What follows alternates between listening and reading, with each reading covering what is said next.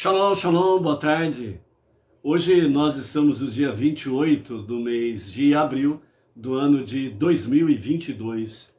É o nosso calendário gregoriano do nosso dia a dia. Mas o nosso calendário especial é exatamente o calendário judaico, que nos diz que hoje nós estamos no dia 27 do mês de Nissan, do ano 5782, a contar da criação. Portanto, a criação está com 5.782 anos. E nós estamos aí com 234 dias já transcorridos do nosso calendário judaico. E até o pôr do sol, nós estamos no 12º dia da contagem do Homer. Então, temos hoje a nossa live, nos fala sobre a Parashá semanal, que é exatamente a Harei Mot, que significa depois da morte dos filhos de Arão.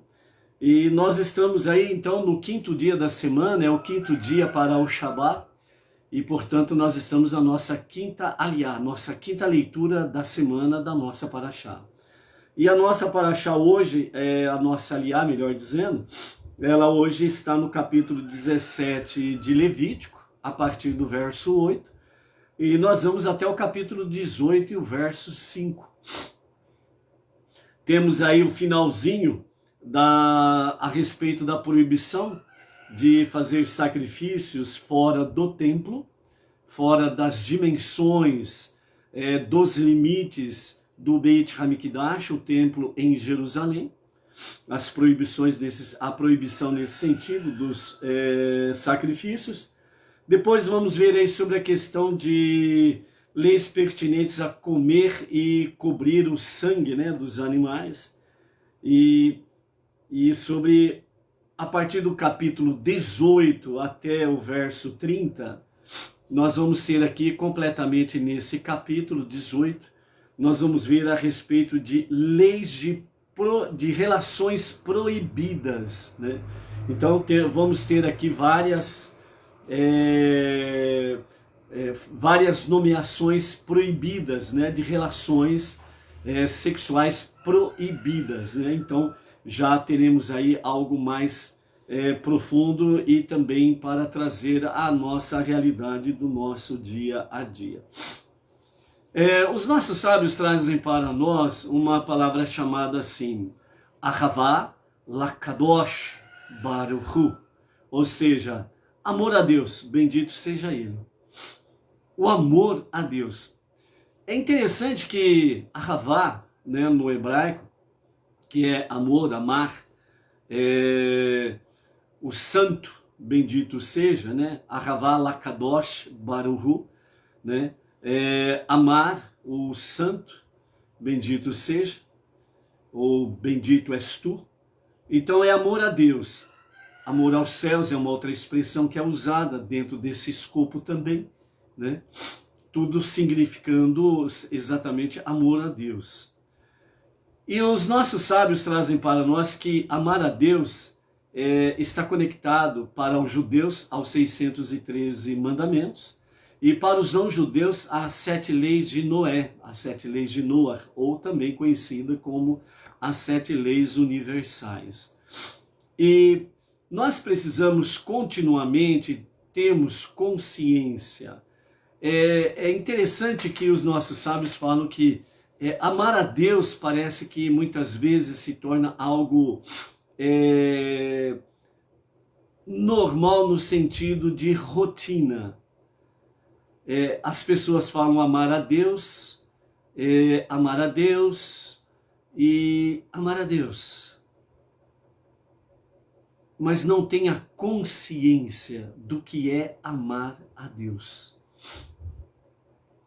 E exatamente uma das formas de nós podermos realmente vermos o nível do nosso amor a Deus é nós termos realmente, de fato, a consciência constante que eu preciso, Ahavá Lakadosh Baruch Hu.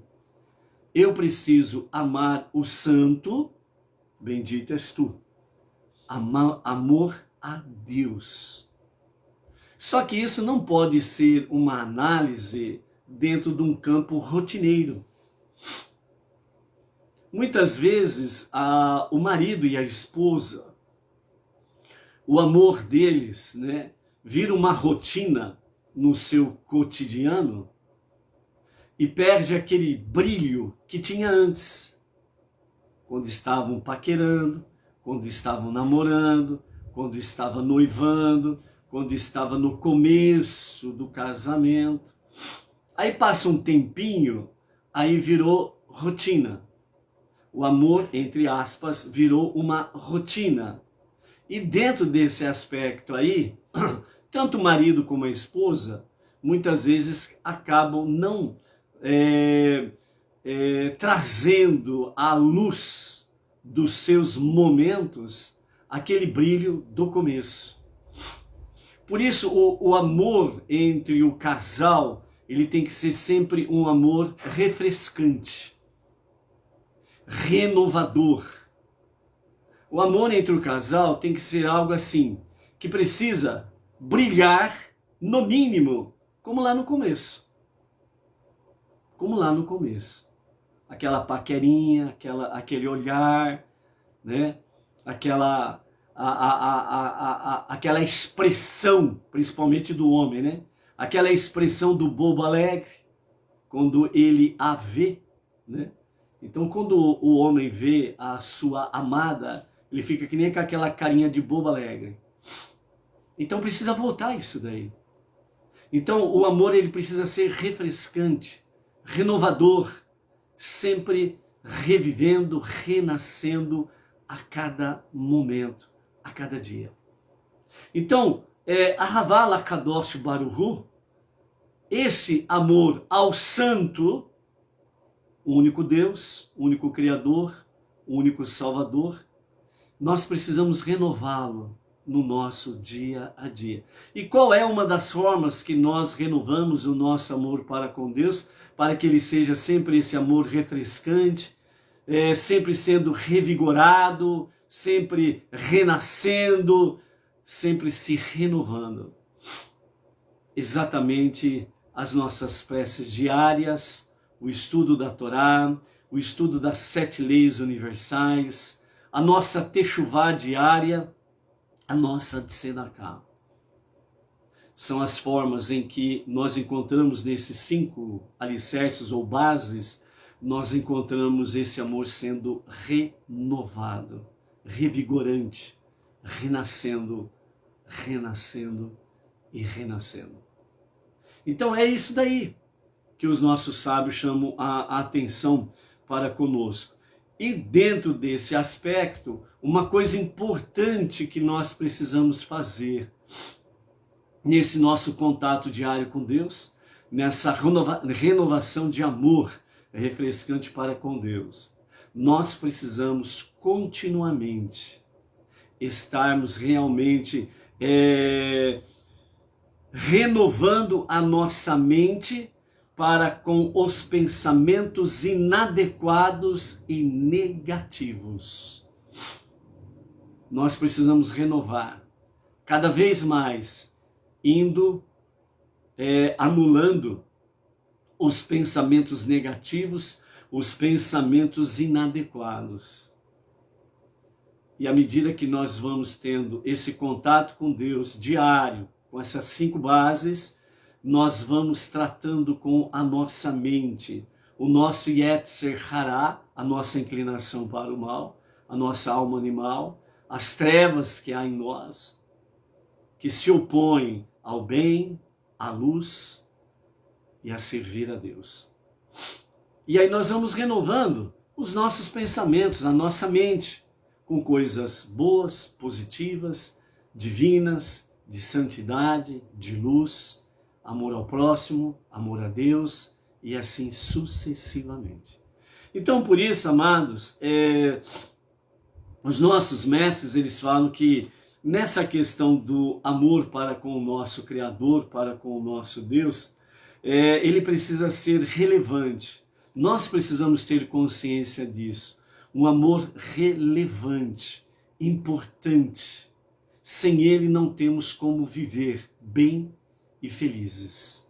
E é por isso que é necessário que nós estejamos realmente conscientes de que Deus é a única e a verdadeira fonte essencial de todo o bem, de toda a luz, de todo o verdadeiro amor maduro e que vai para a eternidade afora. Então, nessa conexão, que seja, pois, o nosso amor para com Deus no nosso dia a dia. Amém? Baruch Hashem? Vamos mandar um shalom hoje aí? Vamos lá. Áurea Lisboa e o seu marido Ivan, lá de Belém do Pará, que estão lá na região sul, lá no Rio Grande do Sul, na casa da filha deles, a Maiara Lenz, né, que estão visitando a sua filha e toda a sua família, lá na cidade de Lajeado, Rio Grande do Sul. Então, shalom a vocês aí no Rio Grande do Sul.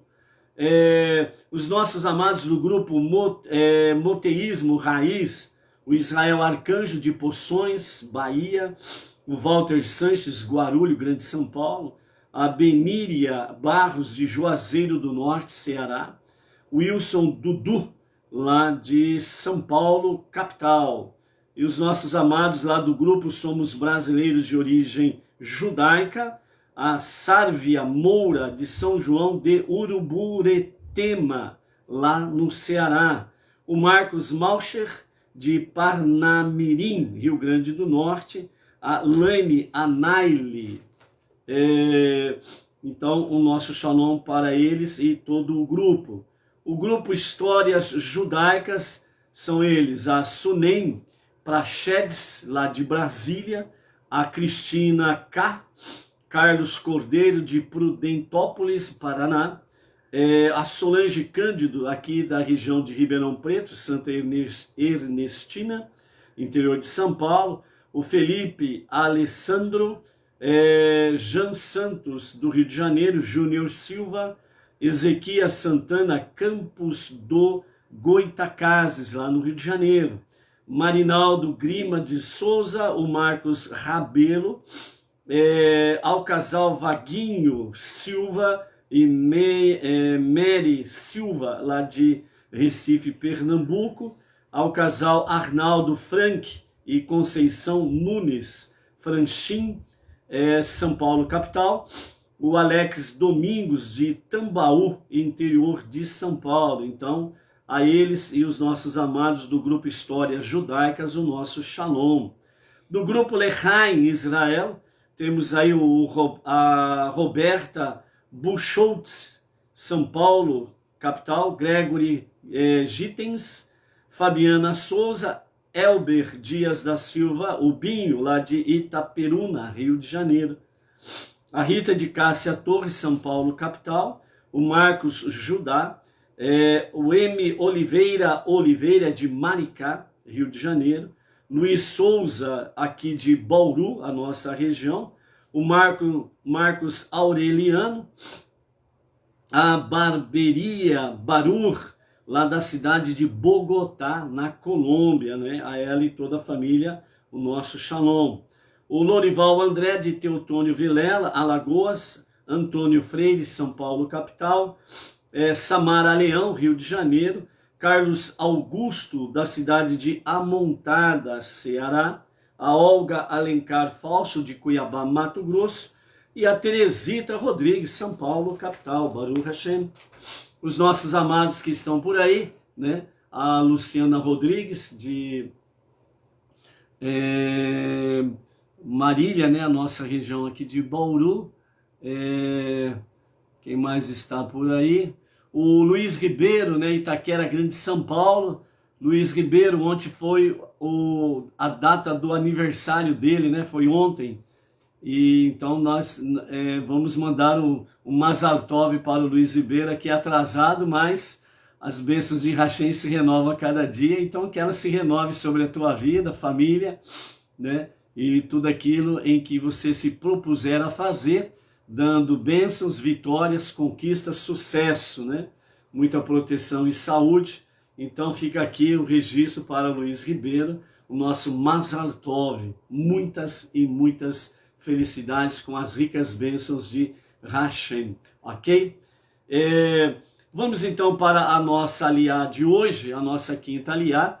Depois vamos para a nossa Sefirat HaOmer, a contagem do Homer, e a palavra final do nosso Rebbe sobre a nossa aliá de hoje. A palavra do Rebbe para hoje, né, é dar vida aos mandamentos, uma palavra muito abençoada, uma palavra muito espiritual. Fica aí para ouvir o que o Rebbe diz nesta aliá, ok? Então a nossa aliá de hoje, capítulo 17, a partir do verso 8, e vamos até o capítulo 18 e o verso 5. Do verso 8, né, nós temos aí o verso 8 e o verso 9, encerrando o capítulo 17, que nós começamos ontem sobre a questão de a proibição de oferecer sacrifícios fora do templo. Então esses últimos dois versos aqui, para completar o capítulo 17, diz assim: também diz-lhes, qualquer pessoa, seja da casa de Israel ou dos convertidos que se uniram a eles, que ofereceram uma oferenda queimada ou uma oferenda de paz e não atrás para a entrada da tenda da reunião para ser queimada a Deus, essa pessoa será extirpada do seu povo. Ela morrerá prematuramente e seus filhos morrerão também. Então aqui se completa o capítulo 17 sobre a questão da proibição de oferecer sacrifícios fora do templo. Dentro desse aspecto aqui, é bom salientar de que todo e qualquer sacrifício, ele era feito e para ser aprovado por Deus, abençoado por Deus, ele precisava ser dentro dos limites das dimensões no deserto do Mishkan, o tabernáculo, e depois em Jerusalém o Beit HaMikdash, o templo em Jerusalém. Toda e qualquer sacrifício fora das dimensões do Beit HaMikdash, do templo, fora das suas muralhas, fora da cidade, Jerusalém, são sacrifícios aos demônios. Faz parte da idolatria e é um sinal claro de rebeldia contra a vontade divina. Então, por isso, qualquer segmento religioso que tem como base o sacrifício fora da cidade de Jerusalém não é aprovado por Deus e não é recebido por Deus, porque faz parte da idolatria e pela rebeldia são sacrifícios aos demônios. Então esse é algo que Deus deixa bem claro na sua palavra, que nós estamos aqui, capítulo 17 de Levítico. E dentro desse aspecto aqui nós vimos exatamente o que o nosso Rebbe diz e que os demais sábios do povo judeu diz. É dentro da atmosfera divina que nós, de fato, podemos trabalhar e tratar adequadamente com o nosso Yetzer Hará, a nossa inclinação para o mal, a nossa alma animal, né? A nossa alma selvagem, que tem por sua natureza trevas, se rebelar contra a vontade divina. Então Deus diz para que todo sacrifício seja levado para dentro dos limites do Beit HaMikdash, o templo em Jerusalém. E todo e qualquer sacrifício fora dos limites do Beit HaMikdash, fora da cidade de Jerusalém, portanto, em qualquer lugar do mundo, fora da cidade de Jerusalém significa em qualquer lugar do mundo, fora da cidade. É o que diz o verso 7 do capítulo 17. Os filhos de Israel, então, não mais abaterão seus sacrifícios aos demônios, os quais costumavam seguir. E esta lei será pelas gerações futuras. Então, fica bem claro, amados, que sacrifícios eram feitos dentro dos limites do Beit HaMikdash, não podiam ser feitos fora dos limites do Beit HaMikdash, nem dentro da cidade de Jerusalém e muito menos fora da cidade de Jerusalém. Então, levar o sacrifício fora da cidade de Jerusalém é um ato de rebelião contra Deus. Por isso, a expressão que se usa, né? Está escrito, porém eu vos digo. Então, a primeira coisa que a pessoa precisa discernir é onde está escrito. Porém, está escrito. Porém, significa mais, contudo, todavia. Aí vem aquela bendita expressão, né? Porém. Aí vem o personagem e diz, eu vos digo. Então, a primeira coisa que as pessoas precisam discernir é o quê? Está escrito. Onde está escrito? A resposta é simples. Nos 5 primeiros livros da Bíblia. Ok? Localizamos onde está escrito. E onde está escrito nos 5 primeiros livros da Bíblia é fonte fidedigna. Dá para confiar absolutamente 100% que é uma fonte fidedigna? A resposta também é simples e clara. Quem revelou o que está escrito? Quem trouxe à baila o que está escrito? O que lhe foi revelado? Deus revelou. Moisés escreveu e os compiladores vieram através dos milênios trazendo os escritos, letra por letra, palavra por palavra, linha por linha. E assim se escreveu, desde o princípio, na outorga da Torá, os 5 primeiros livros da Bíblia, lá no Monte Sinai, se escreveu 100% o que Deus ditou. Como podemos então confiar nisso? Pelos simples fatos de que, no dia da outorga da Torá, teve em torno de 5 milhões de judeus que testemunharam a voz de Deus, o fogo na montanha, as nuvens de glória, o terremoto, melhor dizendo, né? O tremor de terras, os trovões, relâmpagos, o monte fumegava, a voz de Deus se fazia ouvir. E Deus trouxe o resumo dos 5 primeiros livros da Bíblia nas 2 tábuas, conhecida como Aseret Hadbrut, os 10 ditos de Deus.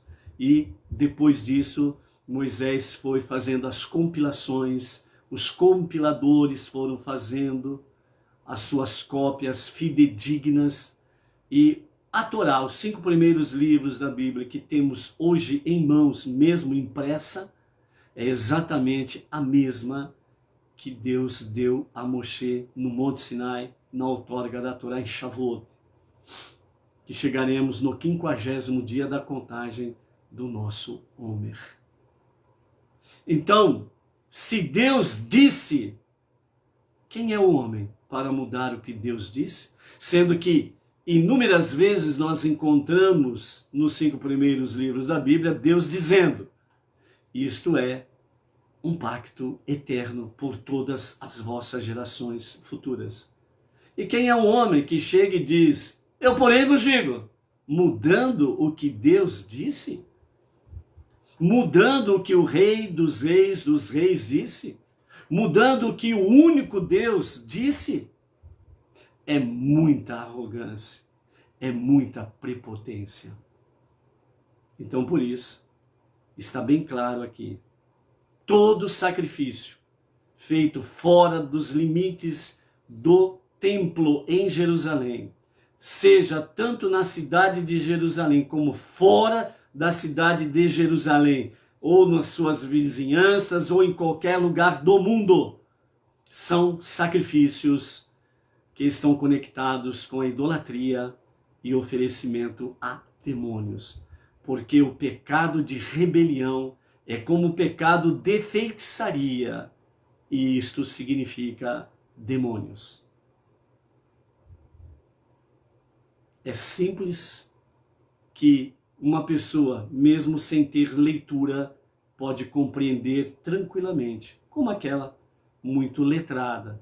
O problema é que as pessoas muito letradas, muitas vezes, elas estão prisioneiras do seu ego, da sua arrogância, da sua prepotência, do seu orgulho, e mesmo vendo, mesmo lendo, mesmo estudando, mesmo ouvindo, não consegue compreender.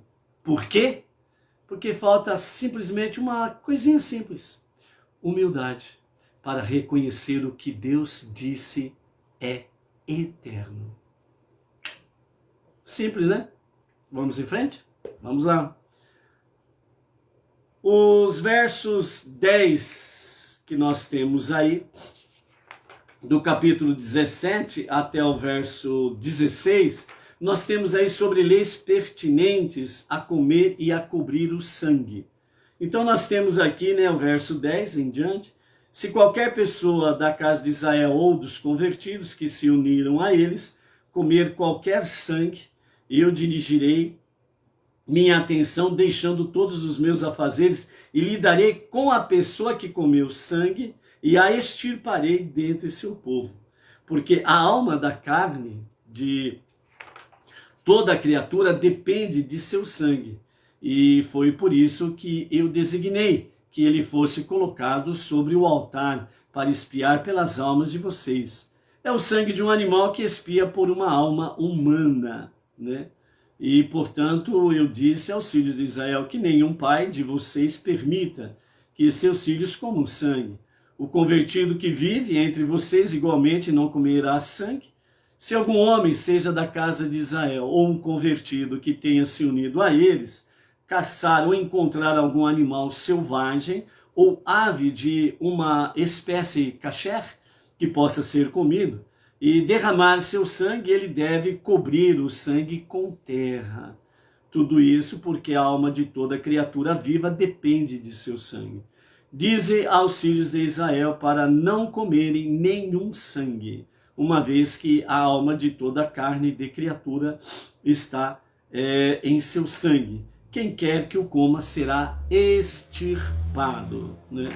Então, vamos lá. Acerca das leis pertinentes a comer e cobrir o sangue, então nós temos aí, primeiramente, proibido literalmente de comer o sangue. Essa proibição, ela é 100% para o judeu. Então o povo judeu, ele tem essa proibição literal. A orientação rabínica que passa para os não-judeus, os Benei Noach, é que abstenha-se também disso daí. Não é uma obrigação, mas é uma decisão voluntária e por amor, certo? Por quê? Porque o sangue está a vida de toda a existência. Dentro desse aspecto aqui, nós temos aí aquela questão: antes do dilúvio, né, não era permitido comer carne dos animais permitidos, bem entendido, e nem das aves permitidas também, e também dos peixes, etc. e tal. Então, porque antes do dilúvio não era permitido, após o dilúvio foi permitido. Segundo os comentários do nosso Rashi, o grande comentarista da Torá, um dos grandes comentaristas da Torá, ele nos fala que antes do dilúvio, o nível espiritual do povo, ele era bem diferente. O nível espiritual de Adão e Rava, né, Adão e Eva, era realmente muito mais elevado do que a geração após o dilúvio. Então, por isso que esta geração anterior ao dilúvio, eles tinham um nível elevado espiritualmente. Isso nós estamos falando de uma atmosfera espiritual, ok? Tanto é que nós temos Adão e Rava, Sete, Enoque, etc. e tal, que demonstra esse alto nível espiritual. O povo teve aquela grande desobediência, grande rebeldia, por isso veio o dilúvio, né? A violência entre os seres humanos, etc. e tal. Mas a atmosfera espiritual em si, ela era mais elevada. Quando veio o dilúvio, e após o dilúvio, foi quando Deus permitiu que o ser humano se alimentasse de carne animal, daquelas aprovadas por Deus, permitidas por Deus. Por que isso? Porque depois do dilúvio, além da atmosfera espiritual ter realmente descido baixos níveis, a situação também física da humanidade posterior ao dilúvio, ela também se tornou mais frágil. Então, por isso, Deus permitiu o alimentar-se de carne, por causa do organismo do ser humano, que precisaria de mais proteínas para poder ter mais vigor, mais saúde. Então, por isso, os animais permitidos por Deus são animais que trazem um nível de proteínas saudáveis para o ser humano, né? Não somente para o judeu, mas para o ser humano, e também traz consigo as características daqueles animais. Tanto é que os animais permitidos, né, para o alimento, né, para o povo judeu, são animais domésticos. E como a vida está no sangue, então os nossos sábios falam que a característica, né, do animal, quando se alimenta dele, né, isso também acaba dando um certo impacto na própria personalidade da pessoa. Por isso os animais domésticos que foram permitidos para que o ser humano, especialmente o judeu, se alimentasse. Então, é uma ordenança para o povo judeu se alimentar desses animais, né? O gado bovino, o gado ovino, né? E também a questão das aves que são permitidas para o alimento. Justamente porque se tratam de animais domésticos. Então, a característica desses animais domésticos, eles são uma característica mais de paz, serenidade, também de obediência, os animais domésticos. E é por isso que é permitido dentro desse nível. Então, a questão em si, o valor nutricional para os seres humanos após o dilúvio, foi necessário que Deus colocasse no cardápio do ser humano, né, a questão da carne. Então, por isso, a permissão para se alimentar de animais, da carne animal, ok? Quando nós vamos aí para o verso 10, né, em diante, dentro do capítulo 17, nós temos aí, né, qual a reação de Deus a uma pessoa que come sangue? Então Urashi diz assim, Deus diz, eu deixarei de lado todos os meus assuntos e eu lidarei com esta pessoa. Então, quando alguém, né, no caso específico aqui, o judeu, come sangue, então Deus deixa todos os seus afazeres e vai tratar especificamente com aquela pessoa. O outro sábio dos comentários da Torá, que é Onkelos, ele diz assim, eu me irritarei com ele. Então, nós temos essas duas versões aqui dos comentários da Torá. Sobre a questão, né, por que é proibido comer sangue, Rambam, né, Maimônides, ele comenta da seguinte forma, isto era para prevenir o povo judeu das práticas ocultas que envolviam sangue, como a prática dos caldeus de tentar chamar demônios usando piscinas de sangue e comer sangue numa tentativa de aumentar o poder de profecia. Então, a Torá proíbe o consumo de sangue para afastar o povo judeu desta tolice e principalmente uma prática demoníaca. Então vejam bem, a questão em si de comer sangue, ela é uma prática pagã e ela é uma prática de adoração a demônios.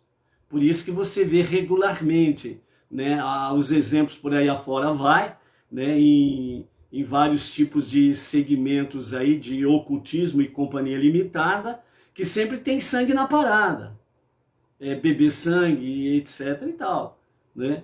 Tem essa conexão, né?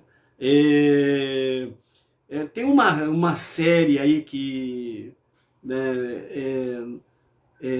na TV, acho que a TV é paga, um negócio assim, chamado aquele lá, o Trono of Thrones, lá, um negócio assim, lá, que é uma série bem, ela é bem rústica, ela é bem violenta, e ali tem muitas práticas de adoração a demônios, e entre elas tem muita coisa ali sobre a questão de beber sangue. Tanto é que uma das atrizes, né, desta série aí, numa entrevista, ela fala sobre essa questão aí, ela chega até a afirmar que realmente a questão de beber sangue é algo natural, né? E realmente ela fala de possessão na sua entrevista que ela deu lá numa TV americana, falando sobre esta série, né? Esqueci o nome em português dessa série aí, né? Tronos, um negócio assim lá. Que é uma série que tem dragão, tem um monte de coisa lá, etc e tal. Uma série muito violenta, né? E ela tem muita prática de paganismo, idolatria e questões realmente das forças negativas demoníacas em alto nível ali no filme, bem entendido, ok? Então ali fala, né, essa atriz lá, ela fala exatamente sobre essa questão, né, que realmente é um prazer tomar sangue, ok? Então está conectado realmente com a questão possessão que ela fala ali, e também nós vemos aqui sobre Maimônides falando que é uma prática pagã dos caldeus, de chamar demônios, invocar demônios, o beber sangue, ok? Aí alguém fala assim, mas isso não tem nada a ver com a nossa cultura, entre aspas, a nossa cultura, né? Então nós comemos aí o chouriço, comemos sangue, não tem nada a ver com isso, não está fazendo nenhuma idolatria, não está fazendo invocação de demônios, etc, etc. Mas a questão é, qual é a raiz desse comer e beber sangue? É isso que você precisa avaliar, ok? Então avalie. Então também nós temos aí o comentário de Ramban Nachmanides, que ele fala, como a força vital do corpo e de toda criatura depende do sangue, se uma pessoa come o sangue de um animal, a alma do animal se conecta com a pessoa e confere características animalescas a ela. Então está aí o detalhe, né? Normalmente as pessoas, essas práticas pagãs, idólatras e de demônios, elas sempre estão conectadas com animais selvagens, animais violentos, né? Então acaba acontecendo todos estes detalhes aí que os nossos comentaristas falam. Então comer sangue, realmente Deus proibiu 100% para o judeu. O não judeu, ele precisa decidir, analisar a questão em si e etc e tal, ok? Então, vê essa questão. Para nós, Bnei Noach, nós temos aí a questão de analisar, avaliar, realmente ver o pró e o contra e tomar uma decisão voluntária por amor a Hashem. Se você é o templo de Deus, como diz o nosso Rebbe Menachem Mendel, o líder da nossa geração, o santuário de Deus que há em você, você precisa trabalhar cada vez mais. Seria condizente você, como santuário de Deus, se alimentar de sangue? Sabendo que as suas raízes são idólatras e adoração a demônios? Analise, tome decisão. Patati patatá, né? Estamos aí com a Edilane Minorello, seu marido Claudemir Jesus da Silva, aqui de Bauru, nossa região, a Miriam Barros, lá de Brasília, a Daniela Petri, lá da cidade de Boa Vista, Roraima, né? Daniela Petri é uma das poucas pessoas, né, que acho que são 2 ou 3 pessoas que têm contato conosco de Roraima, né? Então, Está aí, né, a Daniela, Petri e shalom a ti e a família aí, ok? Então, na continuidade sobre a questão, ainda, né, dentro desse aspecto aqui, então nós temos aí dentro do verso 11, onde nos fala, né, porque a alma da carne, capítulo 17 de Levítico, verso 11, porque a alma da carne de toda a criatura depende de seu sangue, foi por isso que eu, diz o Eterno, designei que ele fosse colocado sobre o altar para expiar pelas almas de vocês. Então, os sacrifícios dos animais, o sangue vertido deles é para ser aspergido, derramado sobre o altar, dentro dos limites do templo. Seja lá no pátio, no pátio onde tem o altar de cobre, o altar do sacrifício. Então é lá. Então é esse sacrifício válido, certo? E o sangue ali é espargido, né? Ali sobre o altar. E na sequência do versículo diz assim: é o sangue de um animal que expia por uma alma humana. Então vejam bem, é o sangue de um animal e não de um ser humano que expia pelo ser humano. Outro detalhe que você precisa se ater aqui. Então a Torá está dizendo aqui especificamente sobre o sacrifício dos animais, que é o sangue de um animal que expia por uma alma humana, e não o sangue de um ser humano que expia pelo ser humano. Sacrifício humano, Deus nunca pediu, nunca aprovou, e ele não aceita sacrifícios humanos. Ponto. Qualquer segmento religioso que tem como regra um sacrifício humano para expiar pela sua alma, não está conectado com o único e verdadeiro Deus. Ela está ligada, conectada com a idolatria e com a invocação de demônios. É bem claro a Bíblia. É bem claro a palavra do Eterno. É só ler e atentar para isso. E, portanto, diz o Eterno aos filhos de Israel, que nenhum pai de vocês permita que seu filho coma sangue. O convertido que vive entre vocês igualmente não comerá sangue. Certo? Então o judeu não come sangue. E aquele que se converte ao judaísmo, ele também não come sangue. É uma ordenança. Para aqueles que querem viver uma fé monoteísta, com fundamento judaico, com orientação rabínica, como não judeu, um benem nor, ele analisa, toma uma decisão voluntária e faz, por amor a Deus. Isso é maravilhoso. Depois o verso 13 nos fala sobre quando encontrar um animal selvagem ou ave, mesmo sendo de uma espécie kasher, que o sangue dela desses animais foi derramado ao solo. Então é para cobrir, né, com terra o sangue destas aves e desses animais selvagens aqui. Por que cobrir o sangue desses animais aqui? Porque esses sangues, eles não eram levados, esses animais, melhor dizendo, eles não eram levados para o altar de bronze. Os animais selvagens não são animais para o sacrifício.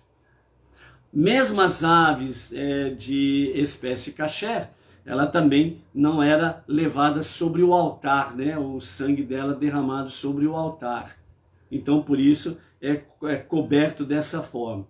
Então, Narmânides, Ramban, ele nos fala assim: em geral, os animais selvagens e pássaros não são oferecidos no altar, com exceção de duas espécies de pássaros, né, que nós vimos lá, as rolinhas e os pombos. Somente esses dois tipos de aves que são oferecidas no altar. As demais não são, mesmo sendo aprovadas para o consumo humano. Enquanto que a maioria das espécies de gado pode ser oferecidos no altar. Assim, o sangue do gado não é coberto, já que é um tipo de sangue que, na maioria dos casos, é usado para trazer expiação no altar, pois na época do templo a maioria do gado era abatido para propósitos sacrificatórios, né? Então é por isso. Então é uma questão de cobrir o sangue e não cobrir o sangue. É uma questão daqueles animais que eram levados ao altar, e o seu sangue aspergido sobre o altar. E daqueles que não eram levados ao altar para o sacrifício, portanto, o sangue não era aspergido sobre o altar, né? Então, nós temos essa questão aqui ainda do capítulo 17. Dentro desse aspecto aqui, uma palavra final dos nossos sábios, né? O pensamento racídico nos fala, né? Ainda dentro da visão de Nachmanides, Rambana, explica que o sangue do gado não era coberto porque, em geral, tratava-se de um tipo de sangue que era oferecido no altar, considerando que o sangue é um símbolo de energia. O sangue do gado representava a energia de aspecto sagrado, já que era oferecido no altar. Enquanto o sangue dos pássaros e animais selvagens representa a energia ou entusiasmo nas aspirações físicas e mundanas da pessoa, tais como comer, dormir e etc. Então, os animais selvagens e esses pássaros aqui, o sangue deles eram cobertos, porque representa exatamente os aspectos, né, de aspirações físicas e mundanas do ser humano. Então, o exemplo aqui que Nachmanides traz é sobre a questão comer e dormir. Ou seja, comer, o glutão, aquele que tem um apetite desordenado. Ele é glutão, ele come. Encheu a pança e aí ele já está procurando o que comer de novo. Então são as aspirações físicas e mundanas que levam a um apetite desordenado. Esse é um exemplo sobre alimento. Temos apetites desordenados dentro do campo sexual, que leva às aberrações que não têm cabimento, né? Vamos ver algumas proibições que temos aqui mais na frente.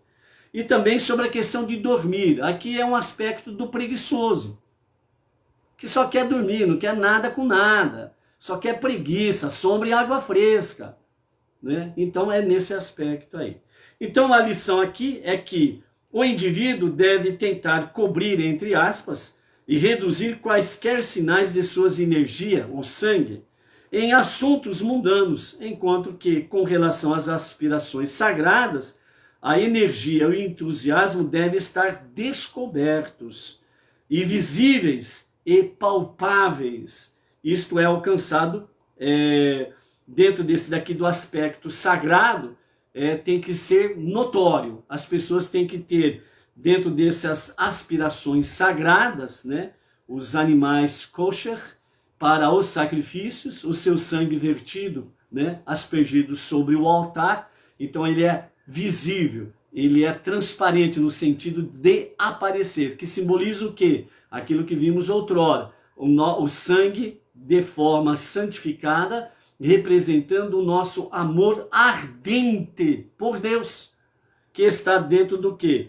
Das aspirações sagradas, de energia e entusiasmos, que sempre devem ser visíveis, descobertos, né? E palpáveis, né? Você precisa ser, vamos assim dizer, essa pessoa emissária de Deus, uma visão de luz, de alegria, de entusiasmo, de força, energia, né? Você precisa ser assim, realmente. Onde as pessoas chegam e falam assim, o que você tem? Não tenho nada. Não, mas todo dia eu vejo você assim, ó, com esse semblante aí, parece um bobo alegre. Ah, é sobre isso? Mas eu sou um bobo alegre mesmo. Eu amo a Deus, eu amo seus mandamentos, eu amo fazer a vontade de Deus, eu amo Deus. No alto e bom som, para as pessoas ouvirem, verem você que vive esse amor, pratica os seus mandamentos e você externa esse amor. Por isso o sábio Salomão disse, um coração alegre aformoseia o semblante. Essa é a história, ok? Enquanto que, por outro lado, cobrindo o sangue com terra, com um espírito de modéstia e dedicação a Deus, representado pela rebaixada terra. Então esse sangue aqui que fala sobre esses animais aqui, que é para cobrir, né? Então está dizendo com terra, está dizendo exatamente que a terra é uma expressão bem inferior, bem baixa, Isso significa que precisamos buscar níveis de humildade para cobrirmos as aspirações que representam selvageria, rebeldia para com Deus, seus mandamentos, comportamentos inadequados, apetites desordenados e etc, e etc. Ok? Então, por isso, com modéstia, um espírito de modéstia para servir a Deus sem sombra de dúvidas. Ok? Encerrando essa parte, vamos para o capítulo 18. Dentro do capítulo 18, a gente procura fazer aqui uma live mais curta possível, mas o assunto e as inspirações divinas vão na palavra, vai se multiplicando e a gente fica aí complicado aí, e a gente acaba não fazendo uma live curta, né? Então, me desculpem aí quando passa do tempo aí, tá bom? Mas aqui, ó, no capítulo 18, entrando já, nós temos aqui sobre Deus falou a Moisés dizendo: fala aos filhos de Israel, eu sou Deus, seu Deus. Não sigam os modos do Egito, onde vocês uma vez viveram, nem de Canaã, para onde eu estou trazendo vocês. Pois estas duas nações são as mais depravadas de todas. Não sigam quaisquer de seus costumes. Sigam sempre as minhas leis racionais e sejam cuidadosos para guardarem meus decretos suprarracionais e que não refletem a sabedoria secular. Eu sou Deus, seu Deus. Sigam meus decretos suprarracionais e as leis racionais, uma vez que é somente guardando-os que uma pessoa pode viver no mundo vindouro, né, no Olam Rabá, a vida eterna, pois eu sou Deus que é fiel em recompensar. Então aqui quando nós adentramos no capítulo 18, nós vamos adentrar dentro das características dos apetites desenfreados do ser humano quando ele sai da presença divina. E aí, como diz o ditado, aí o bicho pega. Aí a coisa fede, sabia? Então, primeiramente, Deus ele começa, antes de adentrar literalmente nas questões das proibições que ele começa a alertar aqui, vejam a didática de Deus, a didática divina. Então ele começa: fale aos filhos de Israel, eu sou Deus, seu Deus. Ele precisava dizer que ele é Deus e que ele é o Deus dos hebreus, dos judeus? Não. O que aconteceu no Egito, a saída do Egito, a travessia do Mar de Juncos, o maná, precisava falar, entre tantos feitos que Deus já tinha feito ali, mostrado, etc e tal, que ele é Deus, o único Criador, o único Salvador, e que ele é o Deus dos hebreus, dos judeus? Não, mas ele começa enfatizando isso. É importante essa renovação diária, como nós iniciamos a nossa live de hoje. O meu amor por Deus não pode cair numa rotina. Você precisa renovar esse amor diariamente, através dos nossos 5 alicerces. Então, não, eu sou Deus, seu Deus. Então, aqui Deus está deixando bem claro, não há Deus fora dele. Ele é o único Deus. E ele diz: eu sou o vosso Deus. Eu sou o Deus de vocês, povo judeu. Ponto. Na sequência, não siga os modos do Egito. Primeiro, ele traz a memória. Quem é o Egito? Os feitos do Egito. O Egito, ele tinha tudo que era de dimensão espiritual destrutiva. Poderes negativos destrutivos, poderes demoníacos destrutivos, com as suas dimensões, as suas ramificações: idolatria, pornografia, apetites desordenados, tanto no campo de auto-idolatrar-se, como no campo de idolatrar qualquer coisa, qualquer animal. Apetites desordenados, tanto nas questões de alimentos como nas questões sexuais. Alimentos desordenados dentro de um apetite desordenados sobre a cobiça, a inveja, a prepotência, a arrogância e por aí afora vai.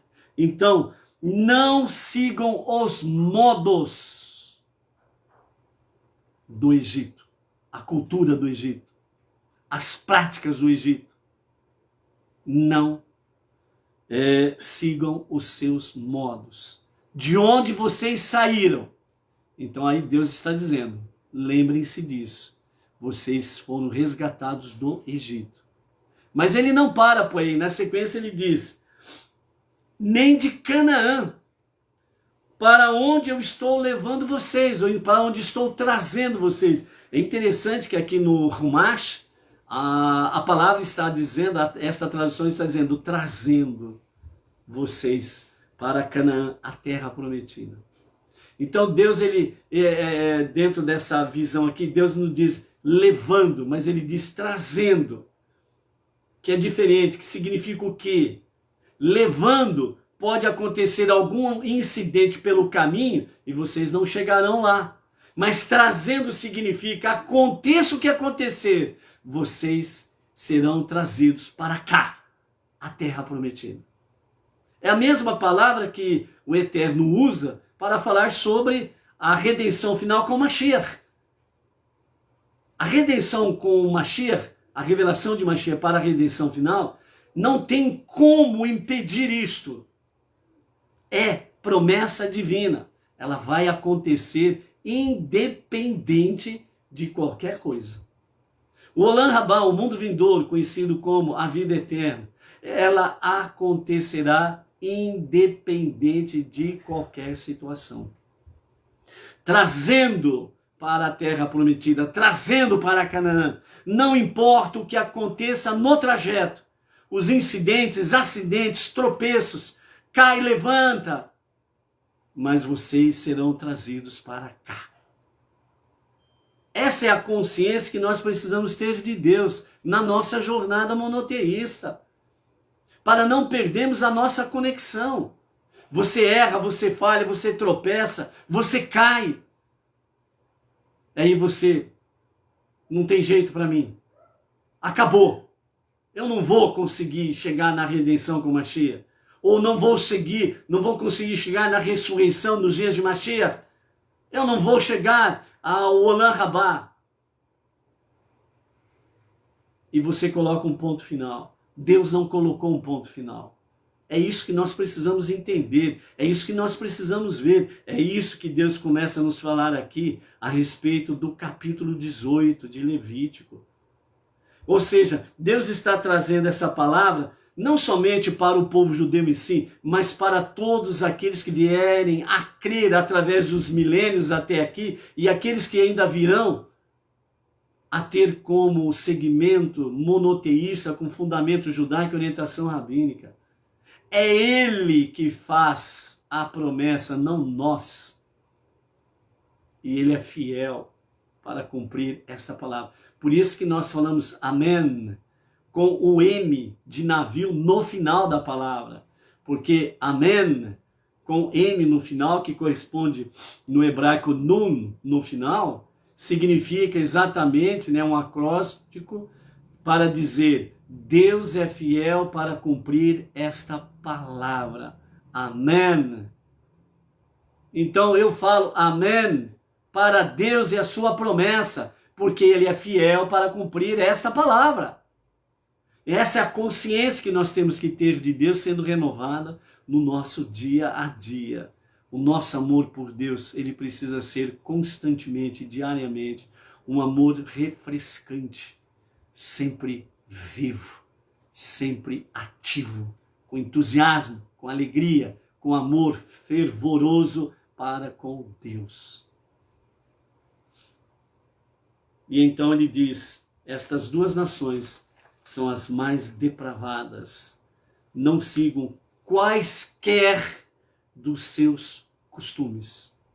Qualquer costume que esteja conectado com as práticas do Egito ou com as práticas daquelas 7 nações que habitavam a terra prometida, Canaã, não pode fazer parte do nosso repertório, nem em palavras, nem em pensamentos, nem em sentimentos e emoções, na prática. Porque Deus disse, são as piores nações no campo espiritual. Ponto. Então, por isso, né, realmente fala sobre essa questão de seguirmos as suas leis, né? Leis racionais, aquelas que nós podemos compreender. Suprarracionais, aquelas que nós não conseguimos compreender. Nem os sábios compreendem muitas das leis suprarracionais. Imagine nós que estamos aí engatinhando ainda na nossa jornada monoteísta. Então, simplesmente Deus disse, amém, amém. Deus disse, amém. E vamos em frente nessa jornada. Então aqui nós encerramos a nossa quinta aliá. Vamos ficar por aqui, senão a coisa vai longe, né? E rapidamente aí, hoje é o dia 12 da nossa contagem, portanto estamos até o pôr do sol, 1 semana e 5 dias da contagem do Homer. Hoje então nós estamos em Hod Shebegevurah, ou seja, humildade na disciplina. Os resultados de disciplinar, exercer poder sem humildade são óbvios. As maiores catástrofes ocorrem como resultado de pessoas julgando os outros com arrogância, falta humildade. Então as perguntas, né, pertinentes para refletirmos. Sou arrogante em nome da justiça, daquilo que considero justo? Penso que estou em cima de um pedestal julgando meus súditos? E quanto aos meus filhos e os meus alunos? Um juiz tem de ser a mais humilde das criaturas, reconhecendo que está fazendo julgamentos, não por seu próprio mérito, mas somente porque Deus lhe deu o direito de julgar os seus filhos. O exercício é, antes de julgar qualquer pessoa, assegure-se de que o que está fazendo de forma abnegada, sem interesse pessoal. Você está fazendo assim, de forma abnegada, sem interesse pessoal? Reflita.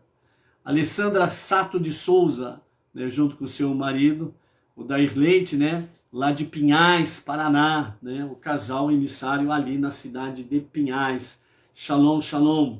A Cibele Ludmila, lá da cidade de Lisboa, Portugal. Shalom, shalom. Quem mais chegou por aí? Deixa eu ver. A Solange Cândido, também já falamos, já no começo aqui. A Miriam Barros, também já mencionamos aqui. Shalom, shalom. Ok? E finalizando, né? Esse cara fala que está finalizando, mas nunca finaliza, meu Deus do céu. Então, finalizando, a palavra final do Rebbe, dar vida aos mandamentos.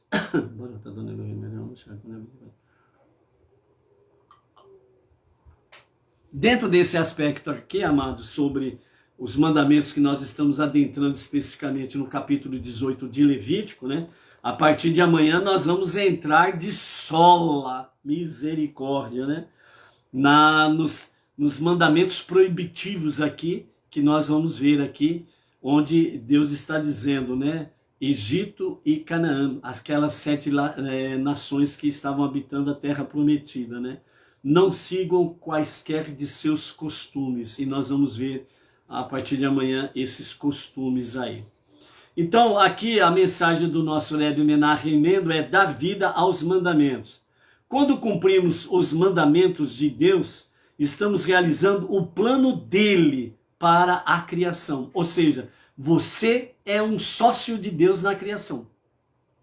Quando você cumpre os mandamentos, quando você cumpre as 7 leis universais, que é a nossa base, e mais alguns mandamentos, né, permitidos para os não-judeus, os Benei Noach, com orientação rabínica, você está exatamente realizando o plano divino para a criação. Você se torna sócio de Deus na criação. Então você está junto com Deus, criando, renovando a criação de Deus. Sem dúvida, para dar vida aos mandamentos de Deus, nós mesmos devemos estar vivos para cumprirmos os mandamentos divinos. Ou seja, nós precisamos ser sãos, saudáveis, mente sã, corpo sã, aquela história. Fortes, felizes, entusiasmados e otimistas. Otimistas. Eita vida, esse negócio aqui é sério, hein? Porque, ó, vejam bem, eu sou otimista. Quando alguém fala alguma coisa para você, qual é a sua primeira resposta? É uma resposta negativa? Então você não é otimista. Alguém fala de um plano, um projeto. Você faz observação ou responde de forma negativa no primeiro plano? Então você não é otimista. Então você está precisando de renovar o seu amor refrescante e ao mesmo tempo ardente por Deus. Porque otimismo faz parte do nosso relacionamento com Deus. Então essa é a palavra do Rebbe para nós aqui, nesta palavra final da nossa quinta aliá, a nossa quinta leitura. Amanhã temos a penúltima. O que nós teremos pela frente? E quais são os costumes que não devem ser copiados do Egito e das 7 nações que habitavam Canaã? Amanhã você tem espírito forte para aguentar o baque? Então aguarde até amanhã e esteja aqui à tarde com a Torá. Amanhã. Shalom, shalom. Até lá.